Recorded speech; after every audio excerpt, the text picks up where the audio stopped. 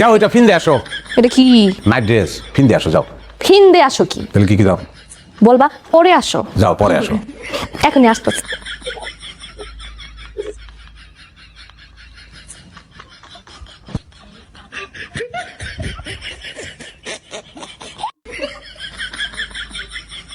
তোমারই তো সেই লাগতেছে, হ্যাঁ একদম পুরা বড়লোক লাগতেছে। আর একটু দূর ভগিনী আমি তো বড় লোকই।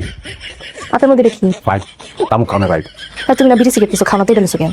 আর এইটার লগে এই নাইট ড্রেসের লগে এটা লাগে হলির দেখো নাই সিনেমায় দাও নাই যেরকম লোক তোমার।